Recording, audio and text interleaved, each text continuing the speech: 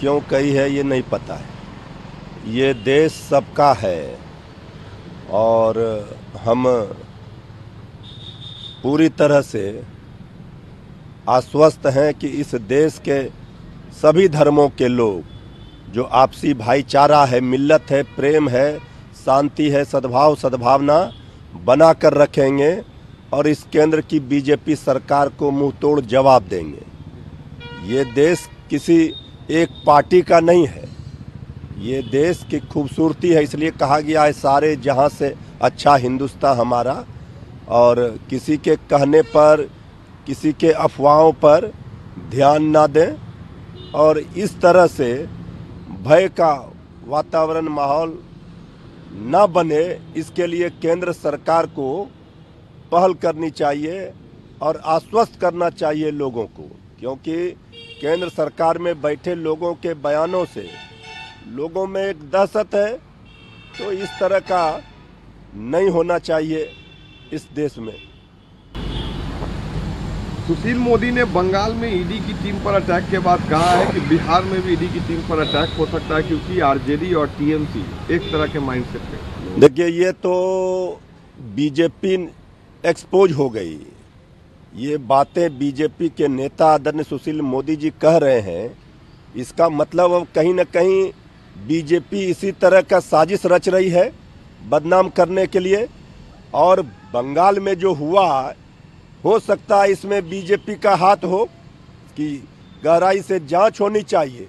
क्योंकि बीजेपी ने अभी से ही इस बात की आशंका जाहिर की है, इसका मतलब कहीं ना कहीं बीजेपी इस तरह का प्लानिंग करती है बदनाम करने के लिए।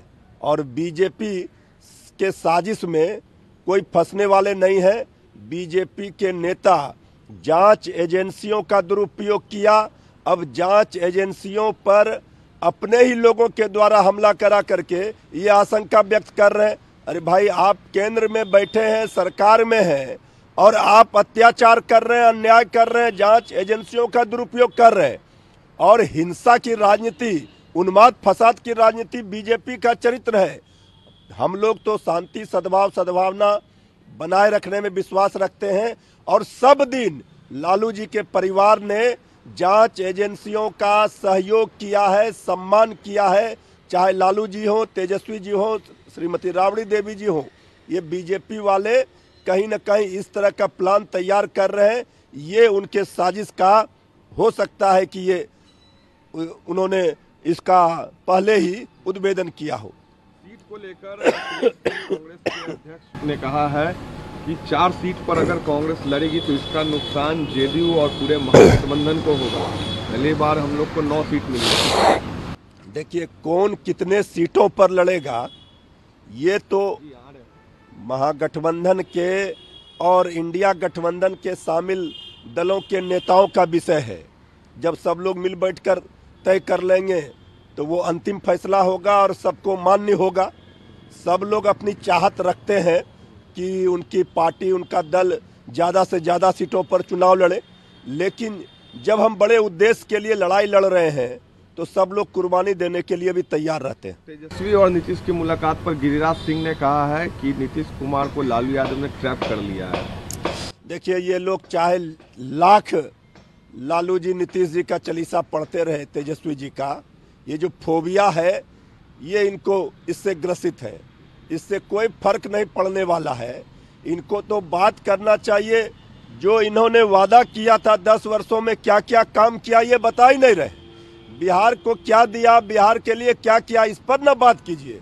यहाँ तो चाचा भतीजे की जोड़ी ने जो कमाल किया है, जो काम किया है, उसका डंका पूरे देश में बज रहा है। खड़गे ने कहा है कि हम लोग आने वाले चुनाव को लेकर 545 सीट पर पूरी तैयारी कर रहे हैं और कन्वेनर को लेकर भी कहा है कि ये तो कौन बनेगा करोड़पति जैसी बात है। नहीं, ये तो ठीक ही उन्होंने कहा है आदरणीय खड़गे जी ने कि कौन कन्वेनर बनेगा, कौन प्रधानमंत्री पद का उम्मीदवार होगा, ये सब तो बैठक में तय होगा। यहाँ तो सामूहिकता में विश्वास करने वाली इंडिया गठबंधन है, सामूहिक रूप से फैसला लिए जाते हैं।